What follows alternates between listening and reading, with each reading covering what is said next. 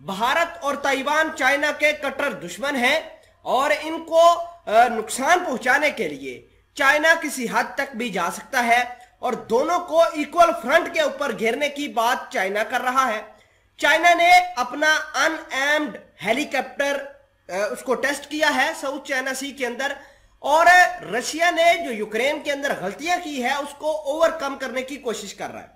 नाजरीन ग्रामी, चाइना यह भी चाहता है कि वो भारत के अंदर उसके इलाकों पर कब्जा करे। चाइना यह भी जानता है कि अगर ताइवान को इसी तरह खाली हाथ छोड़ा तो अमेरिका उसको इतना ताकतवर बना देगा कि चाइना उसको कंट्रोल नहीं कर पाएगा।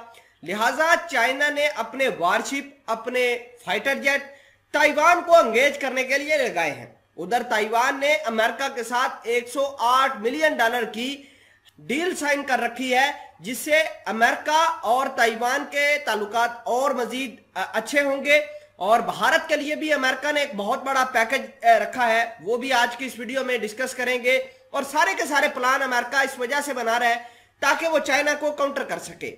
छोटी सी गुजारिश है कि आप हमारा यूट्यूब चैनल हसना टीवी को सब्सक्राइब करके पास मौजूद घंटी के निशान को दबा लें ताकि लेटेस्ट न्यूज आप तक बर वक्त पहुंचती रहे।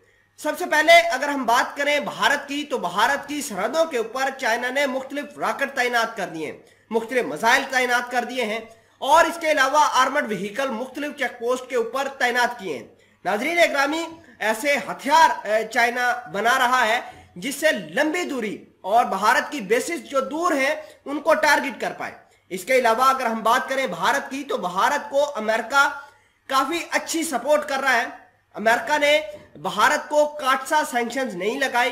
काटसा सैंक्शंस उन मुल्कों के ऊपर लगता है जो रशिया से S-400 मिसाइल सिस्टम जैसे बड़े हथियार परचेज करते हैं। आपने टर्की का हाल देखा होगा कि टर्की ने जब S-400 मिसाइल सिस्टम लिया तो अमेरिका ने सैंक्शन लगा दिए, लेकिन भारत ने जब रशिया से S-400 मिसाइल सिस्टम लिया तो अमेरिका ने उल्टा भारत को सपोर्ट किया और भारत के लिए यह कहा कि चाइना जैसा बड़ा दुश्मन भारत की सरहद पर आम बैठा है, तो चाइना को कंटेन करने के लिए भारत को इस तरह के हथियार चाहिए ही।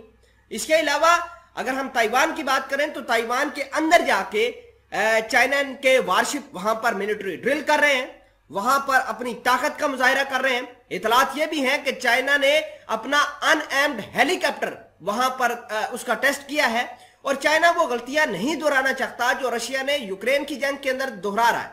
चाइना यह भी चाहता है कि वो अपनी ताकत, अपनी जो मिलिट्री मैन पावर है वो पूरी दुनिया को दिखाए।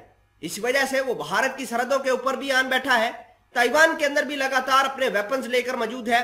और अगर हम बात करें ताइवान की, तो ताइवान ने अपने हथियारों को, अपने मिलिट्री ड्रिल को मजीद अग्रेसिव और रिग्रेसिव करने का ऐलान किया है और 1 महीने के लिए ये मिलिट्री ड्रिल स्टार्ट करने जा रहे हैं। ताइवान अपनी मिलिट्री ड्रिल 25 जुलाई से लेकर 25 अगस्त तक जारी रखेगा, जिससे ये साबित करने की कोशिश करेगा कि ताइवान अभी भी अमेरिका की सपोर्ट की मदद से चाइना को कंटेन करने की कोशिश कर रहा है।